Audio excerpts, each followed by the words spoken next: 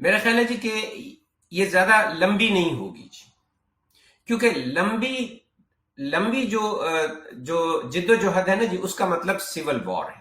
جو کہ میں اور آپ نہیں چاہتے. پاکستان سے محبت کرنے والا کوئی بھی شخص نہیں چاہتا کہ ہم کسی سول وار میں چلے جائیں، اور پاکستان کا کوئی بھی شخص یہ نہیں چاہتا کہ پاکستان کے جو ڈفرنٹ حصے ہیں وہ پاکستان سے علیحدہ ہو جائیں. تو دیکھیے، یہ اس وقت کوئی ہم اس طرح کی بات بھی کرتے ہیں تو ہمارے دل میں بہت ناگواری آتی ہے، لیکن حقیقت یہ ہے کہ جس طرح وفاق کے سسٹمز کو ویکن کیا گیا ہے لوکل پالیٹکس سے، ہر پولیٹیکل پارٹی اس وقت جو طاقت پیچھے بیٹھی ہوئی ہے وہ چاہتی ہے کہ ہم کسی طرح لوکلائزڈ پارٹیز بن جائیں، کوئی وفاقی پارٹی اس وقت موجود نہ ہو، کیونکہ اس کے بغیر گزارا نہیں ہے. تو دیکھیے، جو سسٹم کو بڑی گہری نگاہ سے دیکھنے والے ہیں ان کو یہ پتہ چل رہا ہے کہ اگر اس جد و جہد کو بہت لمبا کیا تو اس کے نتیجے میں ہمارے پاس ہو سکتا ہے گریٹر بلوچستان آ جائے، کیونکہ انٹرنیشنل فورسز یہ چاہتی ہیں. ہمارے ساتھ جو ہے گریٹر پنجاب آ جائے، کیونکہ ہمارے سکھ بھائیوں کے پاس بڑے پیسے ہیں. آپ خود سوچئے، اگر وہ انویسٹ کریں اپنے کینیڈا کی ساری ویلتھ کو تو پاکستان پنجابی تو بڑے خوش ہوں گے.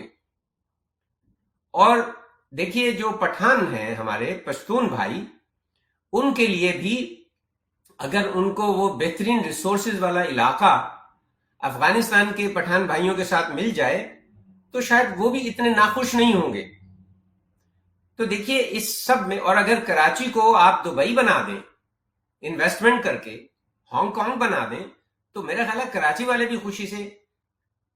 بہت خوش ہوں گے. لیکن سر ابھی تو کراچی کو سکھر اور کراچی کو لاڑکانہ بنانے کا پلان چل رہا ہے فی الحال. نہیں، یہ تو چل رہا ہے جی، لیکن اگر انٹرنیشنل فورسز جو ہیں اس طرح پاکستان کو ڈیل کریں، پاکستان کو انڈو یا نیوٹرلائز کریں، تو جب دیکھیے کہ پنجابی بھی خوش، پٹھان بھی خوش، بلوچی بھی خوش، کراچی والے بھی خوش، لیکن اس میں ایک نقصان ہوگا،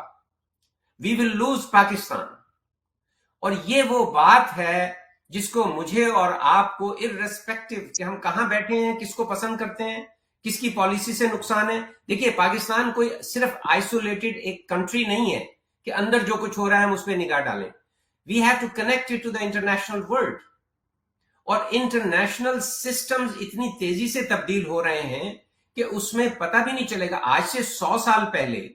150 سال پہلے جب یہ چھوٹے چھوٹے ملک عرب کے بنے تھے، اس کے بننے سے کچھ سال پہلے کوئی سوچ بھی نہیں سکتا تھا کہ خلافت عثمانیہ کو اس طرح اٹھا لیا جائے گا.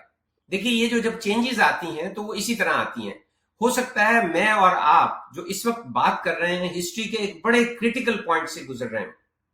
تو اس لیے بہت سنجیدگی سے بیٹھ کے سوچنے کی ضرورت ہے کہ ہم اپنی پرسنل پسند ناپسند سے آگے بڑھ کر پاکستان کو دیکھیں.